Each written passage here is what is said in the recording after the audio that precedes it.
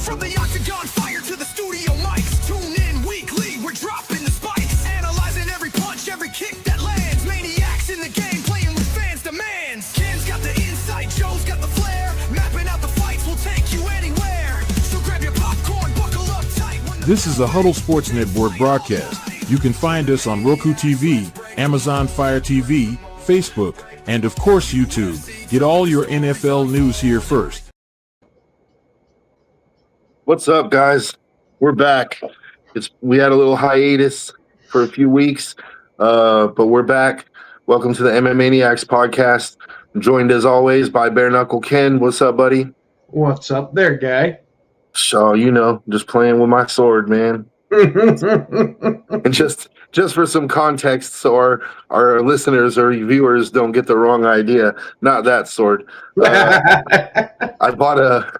I bought an antique, authentic Japanese wakizashi that I have reason to believe is about 450 years old. It's survived the Sengoku Jidai, like the period when like Oda Nobunaga, like all the Japanese warlords were like trying to unify Japan. So they all had their like samurai armies and they would fight. And I believe it's like a mid-level samurai's weapon. It's definitely not an ashigaru, like a mass-produced foot soldier weapon. But it's dope, dude. I took it to jiu-jitsu today to show my professor, and he was like, don't attack nobody. I was like, only if they attack me. Only if they attack me, and then they're gonna regret it, dude. I showed Ken before we started the show, like, this thing is beastie, dude, and it's heavy. Like, it's still got a lot of meat to it, so it could stand another polish or two. Like, a lot of times when you buy swords, well, I won't say a lot of times, but sometimes, you get a sword that's at the end of its life. It's been polished to death, and they call it a dead sword because it doesn't have another polish in it before it exposes the soft jacket underneath. Because without getting too far into it, I'll just explain, like, they have what's called shingane. Like, when the Japanese forged swords, they would have like a soft metal inside, like a core, which makes the sword flexible so that it can, it's not brittle, so it doesn't break when you strike with it. But then they'd cover that in an outer jacket of steel that's harder steel, right? And so once you polish that harder steel down to the point where you don't have any more polishes, the sword becomes brittle. And not just brittle, but it can not brittle, but it can bend, it can snap. It's just not strong anymore. They call it basically the life on the sword has run out. But this one has at least a couple of polishes left. Yeah.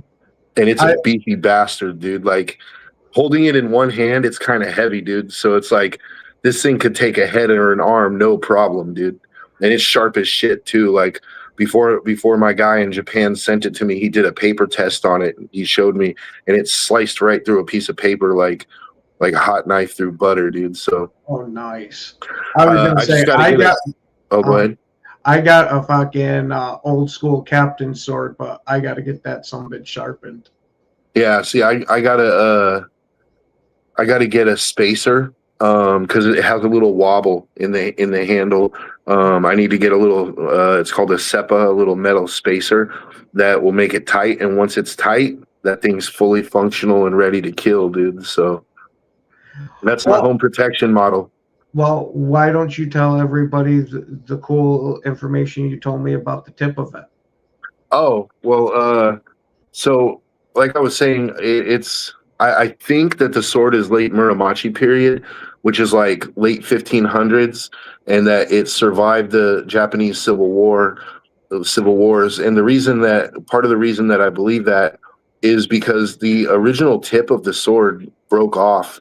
And then later on it was reshaped, and the polisher who reshaped it, he basically cut in a lot. It's a line that's called a yokote, right? It's like it's what designates the tip of the blade from the rest of the blade, right?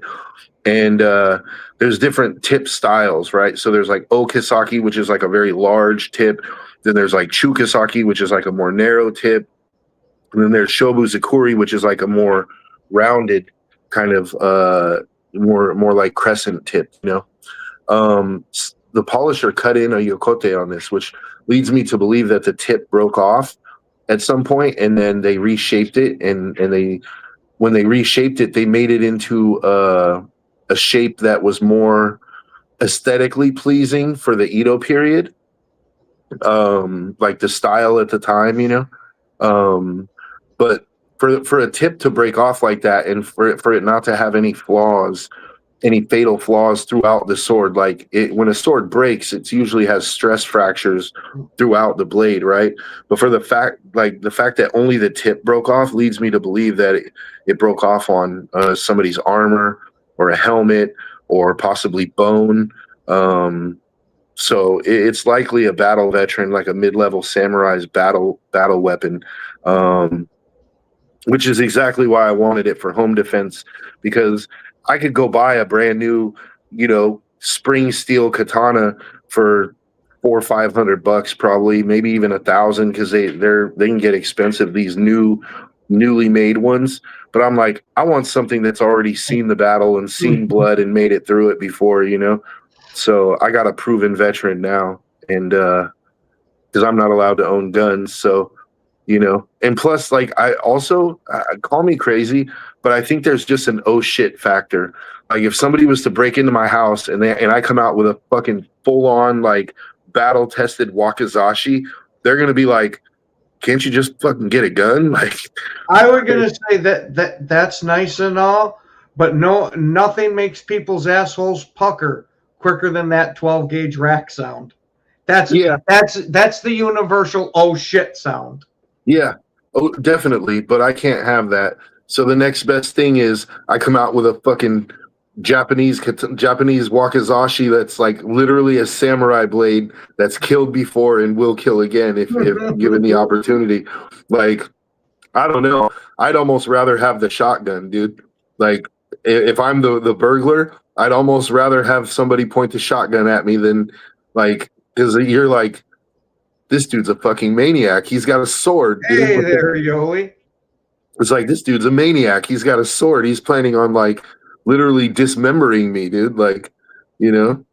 Well, the guy with the shotgun could be planning the same exact thing. Yeah, that's true. But like I said, I can't have that, so I had to get the next best thing. Oh, I definitely understand you there, because you don't want to be out there just with your ass flapping in the wind. Just your dick in your hand? Yeah, no, I'm good. Like, this thing is beastie, dude. Well, thank you. Hey, there you go, Yoli. Yeah, what's going on, Yoli? Long time no see. So, anyways, like, getting into, you know, we've been away for a while. This weekend, we got a big UFC card. And, you know, finally, Yuri's back at the top. He has a chance to get to the top of the mountain, dude, now that Alex gave the belt up. Because the last show we did, I don't think Alex had given the belt up yet, or maybe he did. Not that I remember. Yeah, so we're definitely glad to hear you're doing better, Yoli. Yeah. Alex Pereira gave up the light heavyweight belt to go back to go up to heavyweight. With the idea of fighting, he's going to fight Cyril Gahn for the interim title, with the hope that eventually he'll get to fight Aspinall or John Jones, like one of those two. But it's good because it opens up that 205 division for Yuri now, because, you know, we were talking about Yuri. He's lost twice to Pereira already. The odds of him getting another crack at him are slim to none, right? But now he gets Carlos Olberg, and this is a very interesting fight. Olberg is a beast, and he's can you check what is Olberg's current win streak? I think he's got to have like four or five fights in a row.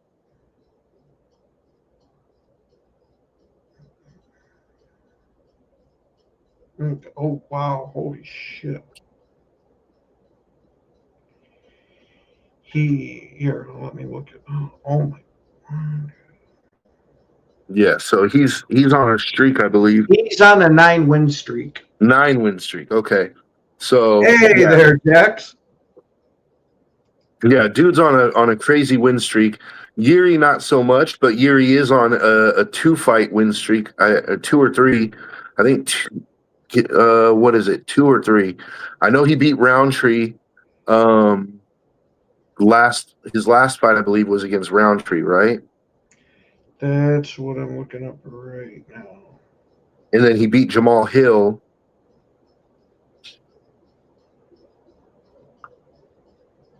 So I think he's on like a 2-fight win streak. Yeah, 2-fight. The one he lost was to Alex. Yeah.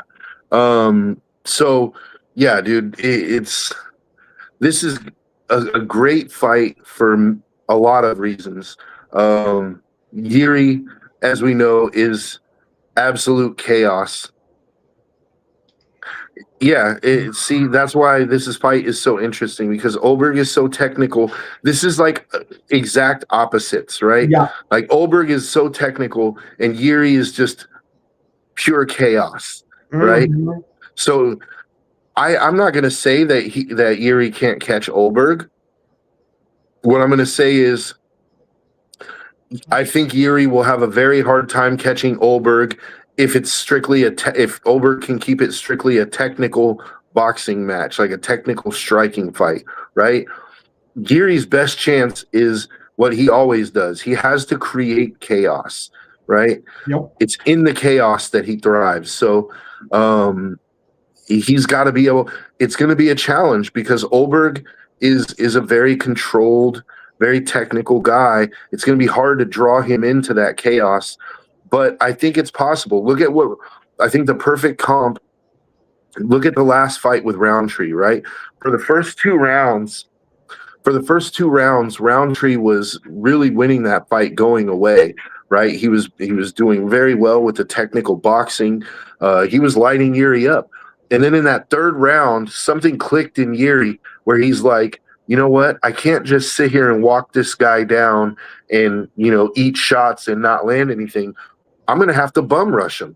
And that's what he did. Yuri just straight up bum rushed him and started throwing crazy shit. And all of a sudden, next thing you know, he lands a nice elbow. He lands, like, he gets Khalil a little rocked, and then he lands that beautiful left hook that just floored him, dude. Floored him.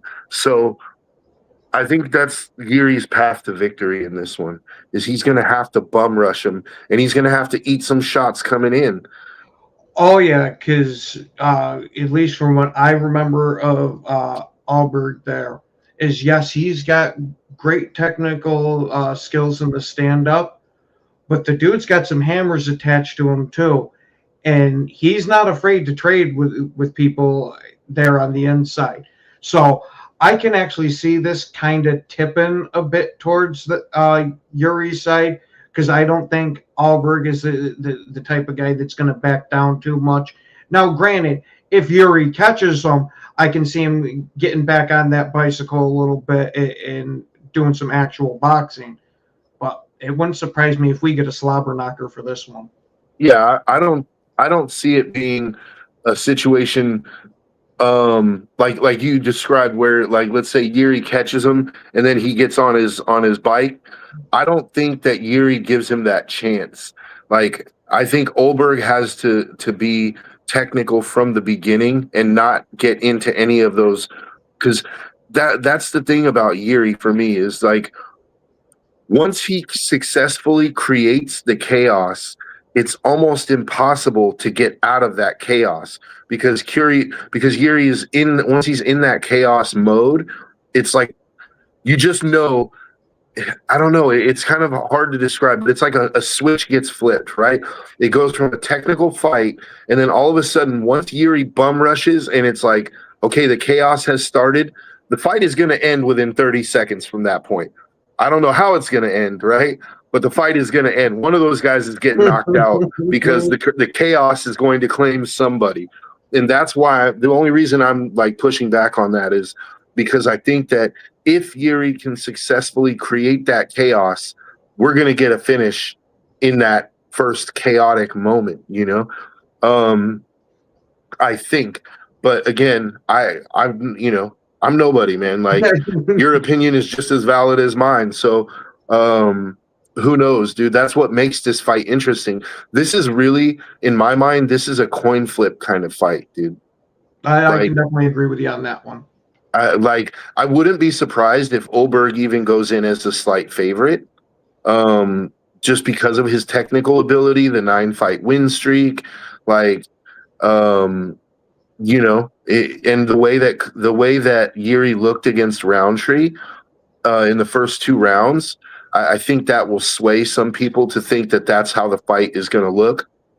But all Yuri needs is one second, one bum rush to create that chaos, and then anything can happen. I just looked up the money line. I have never seen this before in my life. Yuri, according to DraftKings, is minus 115. Erlberg is minus 105. They're both to where you got to bet the 115 or 105 to get your 100. Yeah, that's what I'm saying. That's a coin flip. I've seriously never seen fight odds that close. Yeah, it looks like Vegas is saying the same thing that we're saying, dude. They see it the same way. Right. Like anybody can literally win this fight, and how it's going to end. Yeah, I agree, Jax. And that's the reason that Pereira has been able to beat Yuri 2 times, is because he's been able to successfully avoid the chaos. He's been able to keep him at distance. And actually, in the first fight, if you remember, Yuri shot in on Alex, and he was trying to create that chaos, and Alex hammer fisted the back of his head and knocked Yuri out. Like, he didn't knock him out cold, but I mean, he had Yuri dazed, and the ref stopped the fight, right? So Yuri tried to get that chaos going in the first fight, and Alex made him pay. In the second fight, there was not a single moment where Yuri was able to try to even get that chaos going, because Alex just head kicked the shit out. I mean, that was one of the worst head kicks I've ever seen, dude. And it didn't even, the crazy part is, it didn't even land 100%. Like, it glanced off the top of his head. Alex broke his foot with that kick.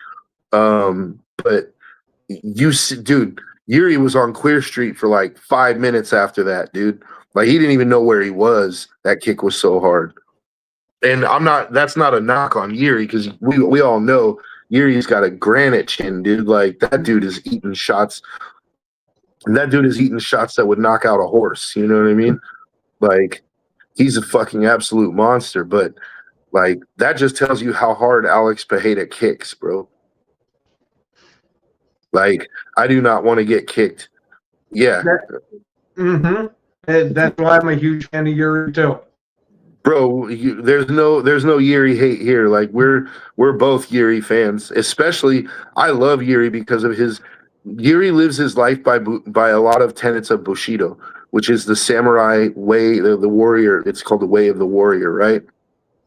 Like, Yuri is like, he goes in there to either kill or die.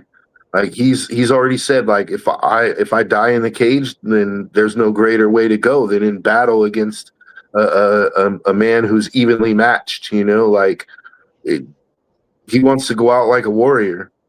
You know.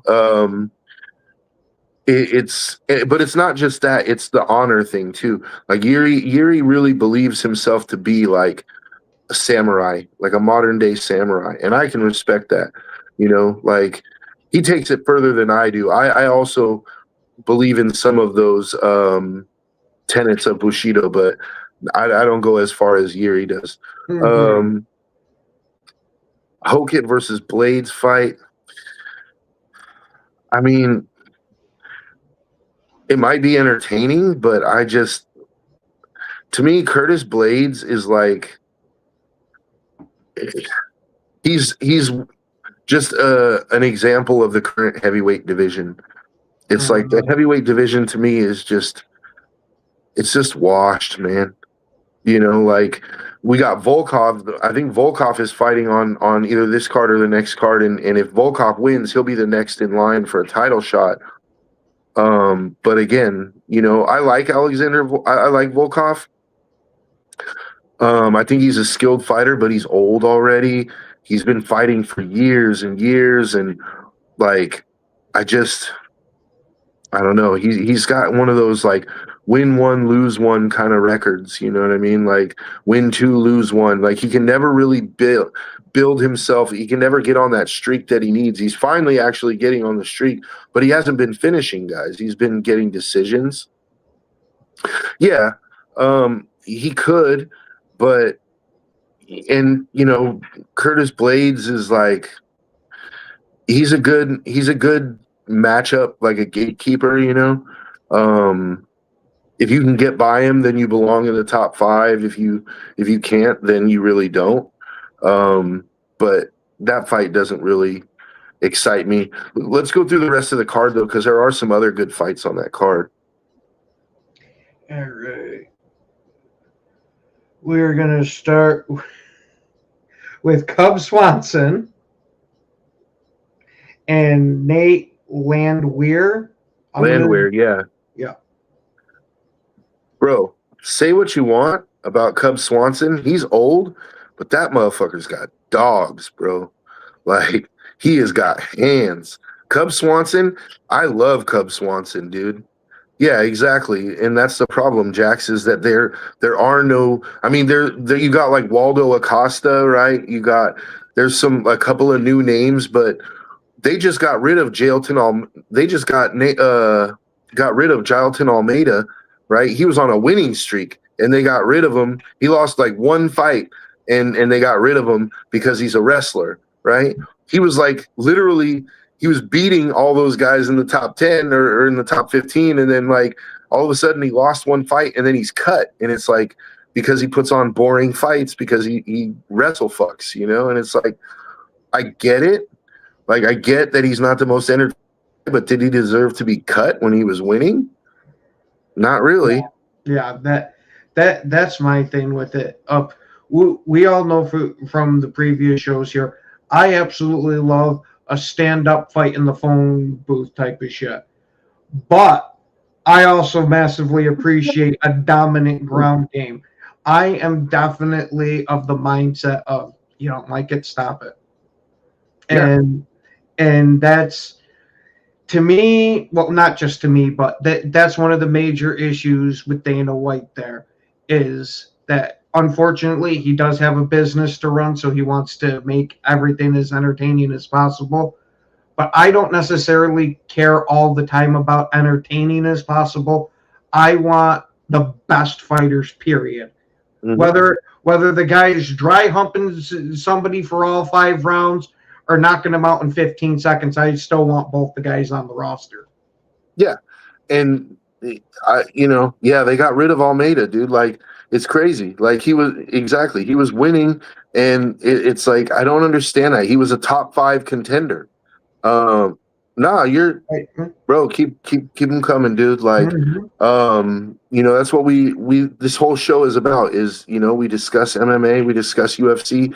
We're not know-it-alls. We don't know everything there is to know, and we give our opinions, and we like to hear others' opinions as well. Yeah, what I know about this is about this much, so all I got is my opinions here. But it's just crazy to me that, like, they get rid of Almeida, right? Like, you might as well get rid of Hamzat then too, right? Like, because Hamzat's not finishing fights anymore. Well, Dana's just waiting to cash out, man. Like, Dana has built this business from the ground up, and they sold it to WMG or IMG, whatever that company is, like, for $4 billion.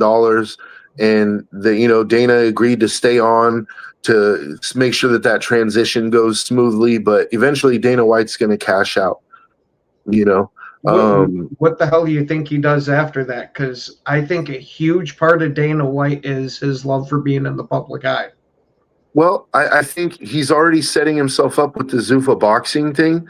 Mm-hmm. I think he might go into that, try to build Zuffa boxing up. That wasn't a part of the UFC deal, because I know it's I don't know. Okay, I know Dana White has ownership in it. I didn't know if it was UFC itself or him himself. No, so the Zuffa boxing thing, it's all under one umbrella, right? UFC and Zuffa boxing and Power Slap, they're all under the same umbrella. But like Dana White is gonna, he'll shift out of UFC and just like take over like Zuffa boxing, I think. And because Dana White wants to be a boxing promoter. Like he's always, you could just kind of see it, and he hates Oscar De La Hoya, and so like I could see him wanting to go into Oscar's space and take over that space, like just to prove to Oscar that he's a better promoter. That good luck with that though. I was about to say De La Hoya is a hell of a promoter. Yeah, De La Hoya. He is a good promoter, but he's also boxing promoters in general are just scumbag pieces of shit.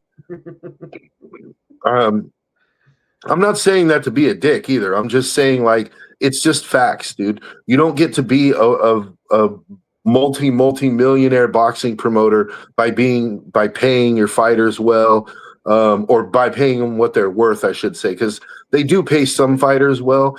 But De La Hoya, for example, the guys on his undercards, they're fighting for $1,500, man. You know what I mean? They're fighting like the real undercard guys, like the preliminary guys are fighting for $1,500, man. Like can you imagine going in there and taking a beating for $1,500 like that? Like that's crazy to me, dude.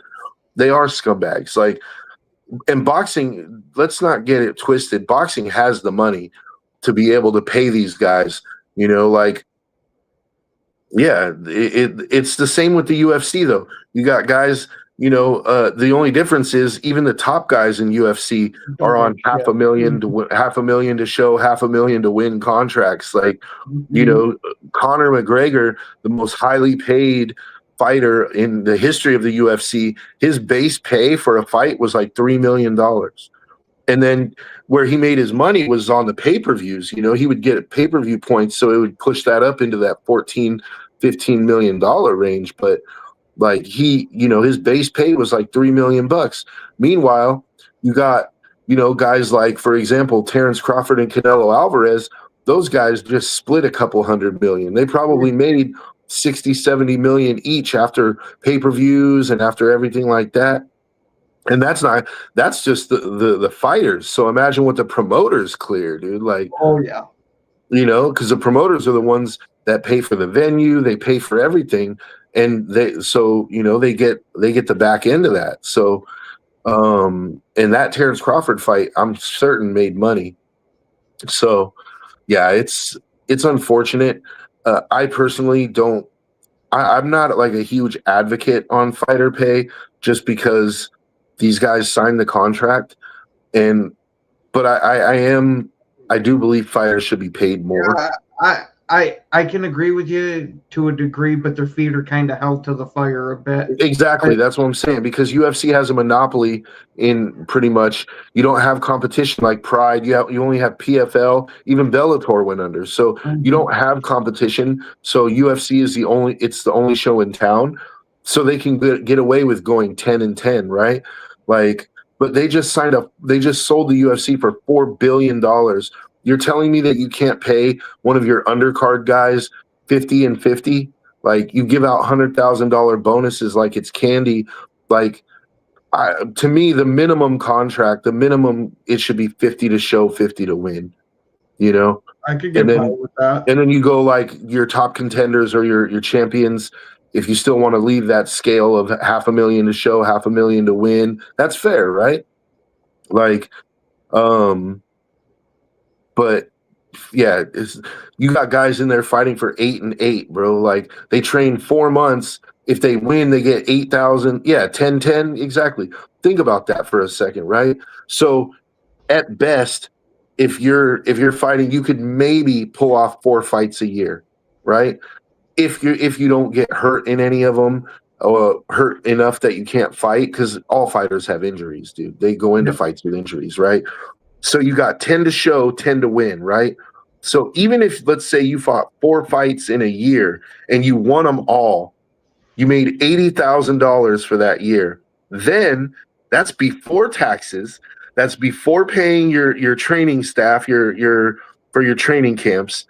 So once all that money is paid out, let's say you make 50 grand for a year, if even, and you got to pay now you got to live on 50. So you're getting your brains beat out for 50 grand a year. Bro, you could go be a fucking union carpenter and make 70. You know what I mean? It's like these guys, that's why I said, if you have 50-50, right? 50 to show, 50 to win as the baseline, then if a guy fights 3 times in a year and he wins 3 times in a year, he just made 300 grand. Like after taxes and everything, he takes home 150,000 a year, maybe closer to 200. He's living good. He's living like a UFC fighter should, right? Mm-hmm. Like he's got enough money to survive and possibly bank 70 grand a year, you know, like, so while he's fighting. So yeah. And then Jim Miller just came out the other day. This was interesting. I don't know if you've been paying attention, but Nate Diaz and Daniel Cormier have a bit of a beef going on. Nate has been saying some things about Daniel Cormier, and Daniel Cormier basically said, Nate, you're average. Like you're 21-13 in the UFC, like, or you're in your career. He's like, you're everything about you is average. Like, you know, you never beat anybody that was like in the top of their game. You never, other than the Conor fight, you know, and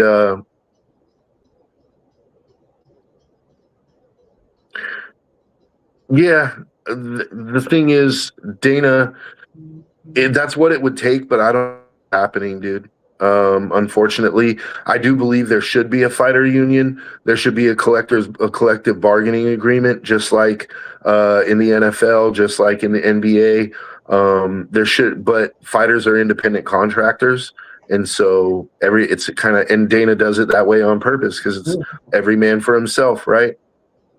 But DC basically came out and said like Nate Diaz is average, right? And he's not 100% wrong. Like if you look at Nate Diaz's record, it's not going to wow anybody, right? But at the same time, Nate, it's not doing a service to Nate because Nate has fought the best of the best over the course of his career. Now he's lost a lot of those fights by decision, but I don't agree with DC, and neither does Jim Miller, and this is why I was bringing this up, because Jim Miller actually came out and he's like, to call Nate Diaz average is criminal. He said, because the average career in the UFC is 5 to 7 fights. Like, and the average is probably a losing record in those 7 fights.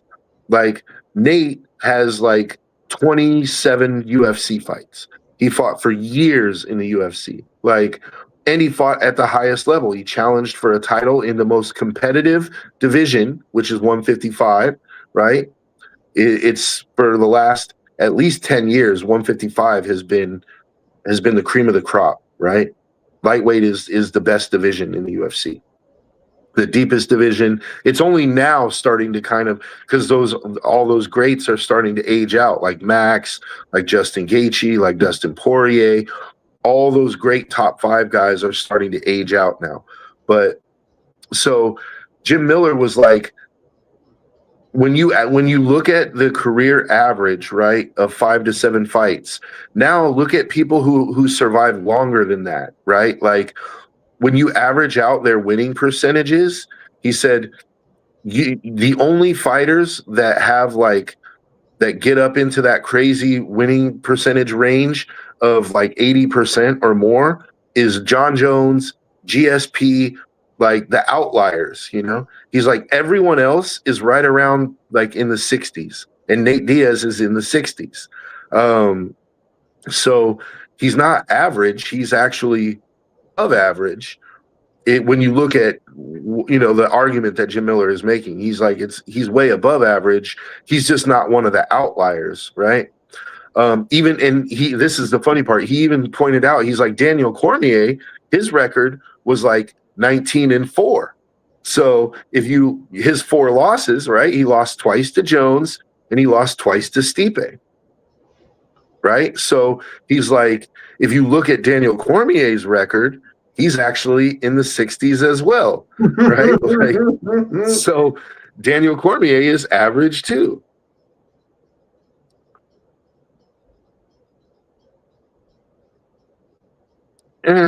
Yeah. See, I think when you try to, I do disagree with you, but not completely. Like, I do think Conor was top tier for a short time. Like when he was beating Eddie Alvarez and he beat Aldo. And Nate beat him when he was in that top tier, right? Like, but to me, to call Nate Diaz average, and this is not just me being a Diaz fan, like to me, calling him average is not fair at all. Because Nate Diaz he's given some of the best fighters in the world all they could handle, and they beat him by decision. Like, how many people finished Nate Diaz? Yeah. Jorge Masvidal, Josh Thompson. Like, Masvidal wasn't even a finish; it was a doctor's stoppage, right? Because of his eye. Josh Thompson is the only one that actually finished Nate Diaz. So, he lost a lot of decisions. And the thing about Nate is that Nate, he tends to rock guys in that final round. Like, that's kind of his thing, right? Is like, it's almost like Homer Simpson in that boxing episode. You know what I mean? Mm-hmm. It's like he's like, do, do, do, do, do, do, do. And then all of a sudden in that final round, he lands that 1-2 and he gets the guy on the ropes, and it's finally like, oh, he's gonna finish. Like, and then, you know, the time runs out before you can get to finish. But I want to ask all the viewers a serious question. Whether you're a Nate Diaz fan, exactly, and this is where this is going. Whether you're a Nate Diaz fan or not, go back to every single fight in Nate Diaz's career that you remember.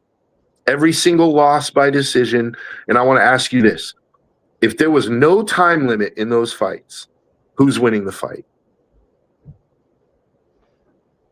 Yeah, I was gonna say that's a decent point. If that fight is a fight to the death, who's walking out of the cage alive? I was gonna say that is one thing that I loved about Nate Diaz back in the day. That dude fully had the warrior spirit of, okay, fuck it, let's fight. It's not, yeah, but it's not just the spirit. He has the fucking cardio, dude. Nate is a triathlete, dude, just like his brother Nick.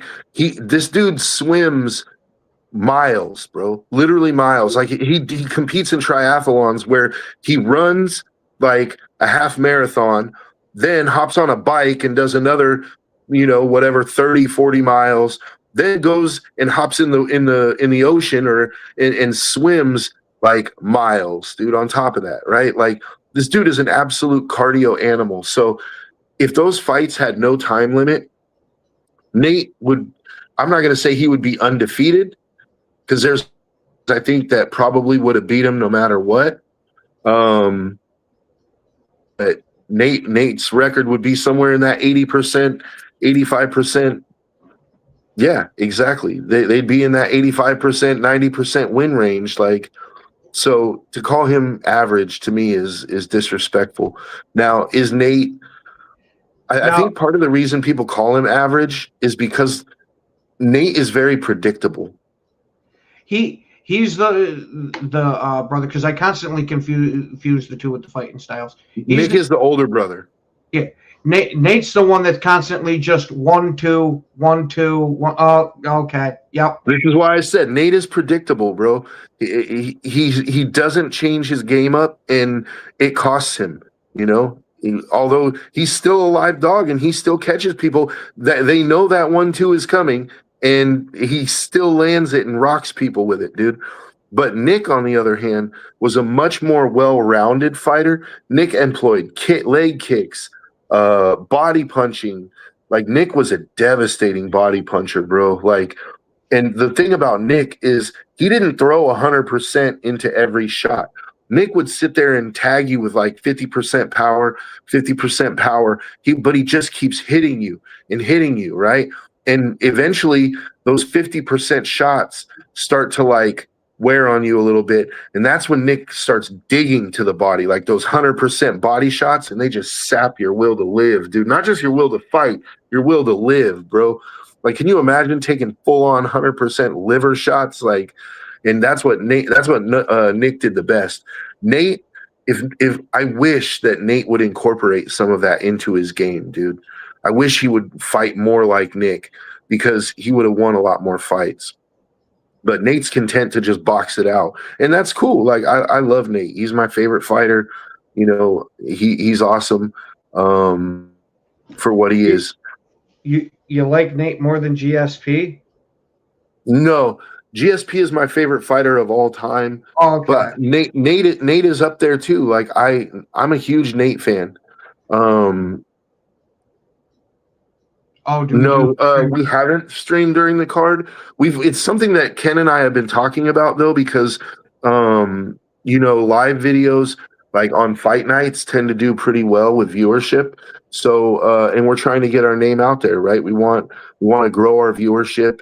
So we're thinking about doing that. That wouldn't be a bad idea.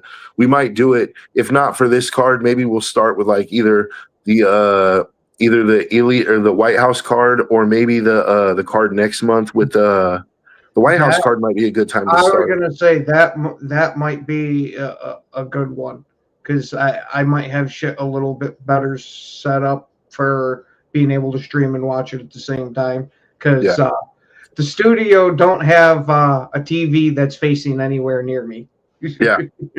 But that would be cool. Like, you guys could.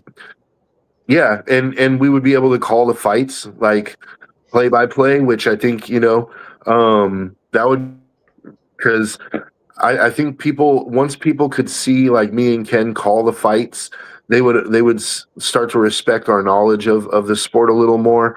They would see that we're not just casual fans. Like we really watch this shit, and we really study this shit.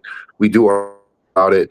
And when we break down fights, like, we're not just getting, we don't just serve it. In fact, like, I was getting into, for a little while there, I was doing jiu-jitsu breakdowns, and they were some of our most highly rated shows, or highly viewed shows. But then the UFC hit us with the ban hammer for using their footage, so we had to stop doing it. But our viewers were telling us, like, we like these breakdowns.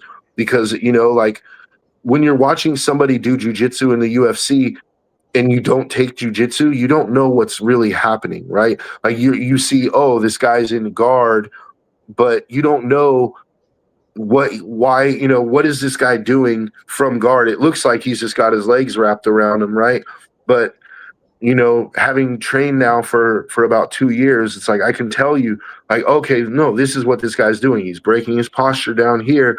Then trap the arm here because there's an escape here, or there's a sweep here. Like, he's using this hook for this reason. Or in submissions, especially, that was my favorite, was breaking down like highlight reel submissions, like how they set them up. Because, before you get to getting choked, there's a lot of little things that happen before you get to that moment where the rear naked choke is sunk in and the person's tapping. A lot of little things that you wouldn't notice that tend to go unnoticed by casual fans, right? That me and Ken would talk about. We would break it down. Like, you see how, like, he passes his leg over the head here, like, like little things that add nuance and give you more understanding of the game, So I wouldn't mind doing that, because then we could actually do the live breakdowns, and UFC couldn't, Yeah, because as long as we're not showing the footage of it on TV, like, or on our camera, like, we could get away with doing the breakdowns, Yeah. So, but either way, man, let's get into the rest of that card. So Cub Swanson, he's fighting who? Oh, Landwehr, Nate Yeah. Landwehr. Cub Swanson, beast. He's an OG, dude. Like he's old, but anytime Cub Swanson is in a fight, it's going to be a fight. Like if you haven't seen Cub Swanson fight, I highly recommend go back and watch some of his old fights, man. Cub is a warrior. He's a SoCal boy, and he's a beast. He's not afraid to let them hands go. Who else is on the card though? Dominic Reyes and Johnny Walker. See, I like this fight, but I don't like the reason that the fight is on. Like, this is a fight where both of these guys really need a win. And, Johnny Walker, I'm amazed that he's still in the UFC after all the crazy bad he's taken in his career. I mean, bad knockouts, dude. Like, highlight reel knockouts. He's got probably 4 or 5 on his resume already, dude. Of him getting knocked out, not him knocking out others. Yeah, I knew what you meant. Yeah, he's been the guy. He's been the guy on the highlight reel that you don't want to be lots of times. And Dominic Reyes too. Like, and now it's like I like the fight for the fact that one of these guys is going to get a win. But I don't like the fight for the fact that one of these guys is going to get another loss. And, if it's Johnny Walker, there's a chance he's out of the UFC. Actually, there's a chance if Dominic loses, he might be out too. But Dominic, I think, has a little more leeway because he came back and went on that 4-fight and was, it looked like he was going to get a title shot, and then he just lost his last fight. Who did he fight? I forget who he fought last. But he lost, and it was like, I was rooting for him so hard. What a great story that would have been if he could have won that fight. You're talking about Walker, right? No, I'm talking about Dominic Reyes. Oh, okay. Hold on. I was going to say, because Walker won his last one, but all right. Hold on one quick second. Yeah. Oh, Earlberg. Yeah, that's what I'm saying. Like, it was Earlberg. And see, Olberg's getting the shot now, right? Like, if Dominic Reyes would have won that fight, he'd be fighting Yuri right now, which Yuri already beat him one time, knocked him out with a spinning elbow. But, yeah, it's Dominic Reyes. I really feel bad for Dominic Reyes. Like, and not in a pity way, like he's a pitiful fighter or anything. But he has had the worst run of luck, dude. Like, he fought his way up and got a title shot against John Jones and beat that motherfucker. Beat John Jones. I don't care who you are, how big of a John Jones glazer you are. If you honestly think that John Jones won that fight, you can go ahead and suck both my balls. Like, I'll just go ahead and say that. Like, John Jones did not win that fight. He won rounds 4 and 5 for sure, but rounds 1 through 3 were 100% Dominic Reyes. Dominic was eating his ass up. He was dinging him up, dude. Now, granted, John Jones showed the heart of a champion in rounds 4 and 5. He came back. He knew the pressure was on, and he won those last 2 rounds convincingly. But Dominic, the first 3 rounds, that was probably the best I've ever seen someone fight John Jones. Like, John Jones didn't have an answer for it. And then so he loses that fight by just an absolutely preposterous decision. And then he goes on this like 4, probably 8 losing streak, taking some bad knockouts along the way. And you start to think like, damn, dude, like that was his chance and now it's over. Like his career is over. He's going to be one of those guys that's going to take a bunch of bad knockouts and he'll be out of the UFC in no time. But then he flips the script, goes on a 4-fight winning streak, finishes a couple of those fights, I think. And all of a sudden he's back in contention. And it's like he's 1 fight away from a title shot. And then he runs into Olberg and now he's fighting Johnny Walker. It's like, that's a fucked up run, man. Like when you really look at it, that is a messed up run, dude. And I feel so bad for Dominic Reyes because he's a really good fighter. He just has had a terrible run of luck, you know. So, and really, like the whole run of luck was started with that bullshit John Jones decision. He should have that win. Like, no matter what, his career would look so much different if that decision went the right way. Don't you agree? If he was the man to dethrone John Jones, it wouldn't matter how many knockout losses in a row he had after that.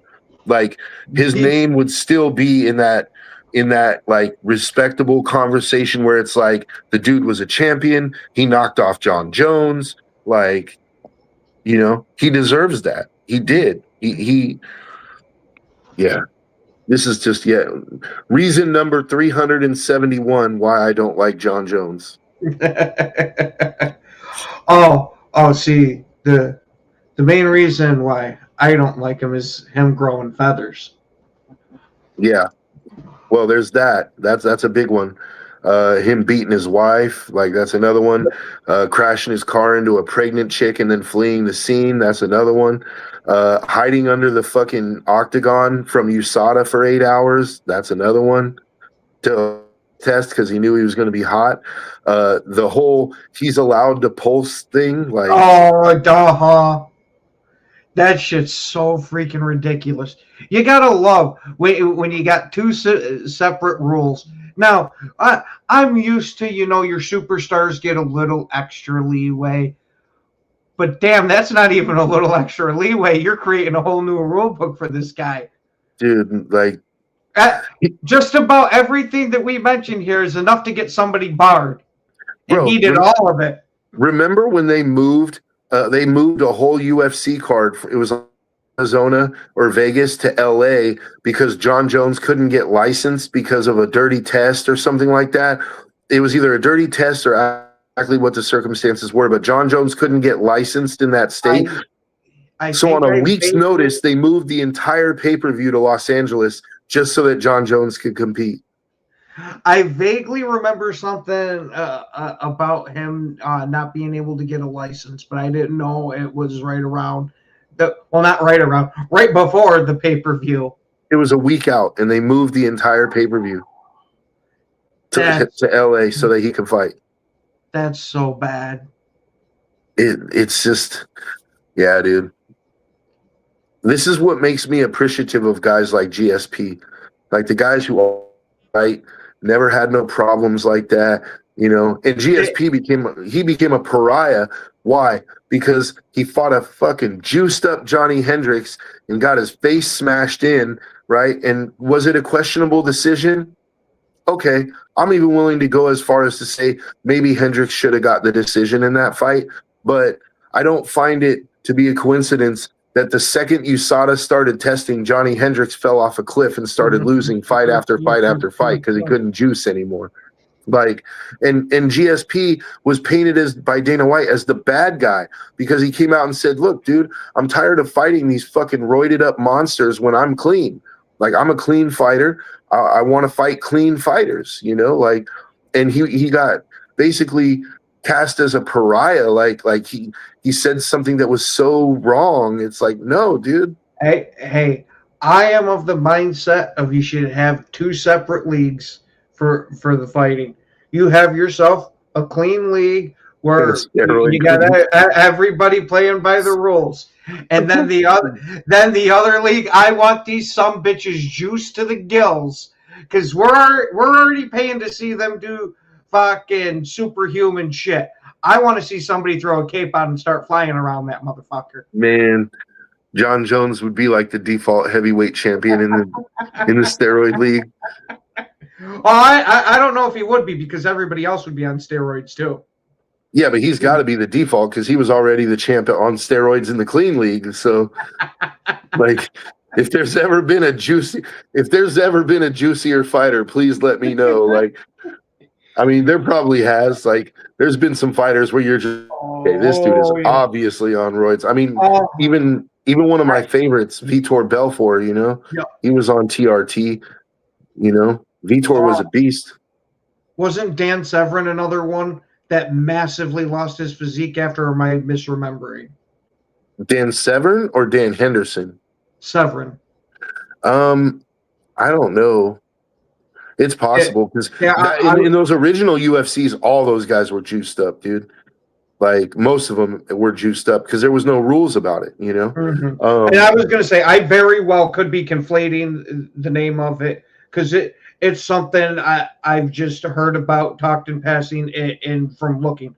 So it very well might not be. I might have him confused with a different guy, but I'm trying to remember exactly what it was because this was a night and day difference between when he was juicing versus when the guy wasn't. Because you're talking like The Rock in the movies versus The Rock in wrestling. Yeah. Yeah. Well, it's like look at Ken Shamrock. Another perfect example. Ken was juiced to the gills too. Oh yeah. And it's not a coincidence he was one of my favorite fighters. Yeah, I'm not shitting on him. But back then was the Wild West days when damn near everybody was. So yeah, if you weren't juicing, why not? Like you're one of the guys you're one of the only ones that's not. So you know, but yeah, it's but then there was like right pre-USADA, you had guys like Johnny Hendricks, right? And then now post USADA, only John Jones is allowed to juice.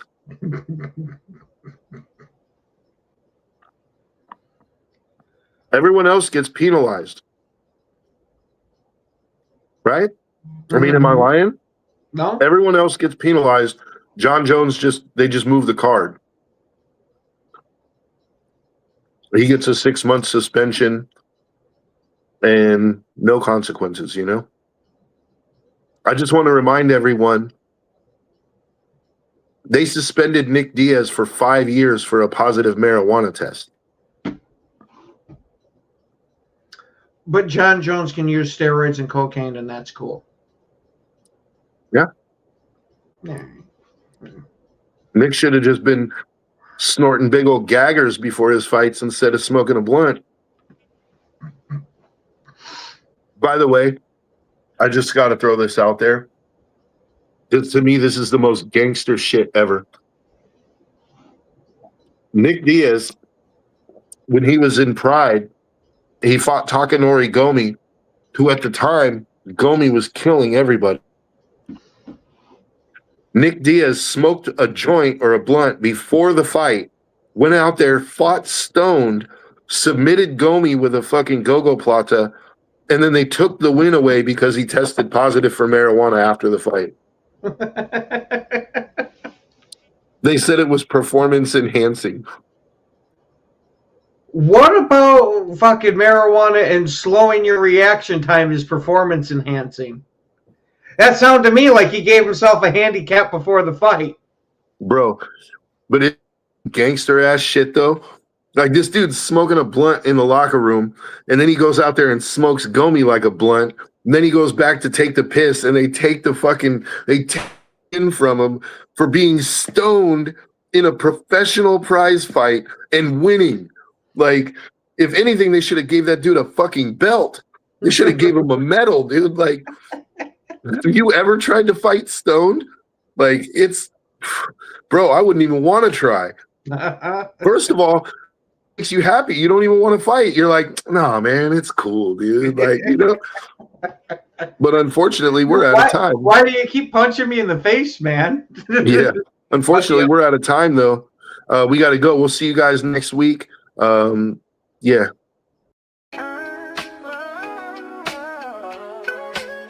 Yeah.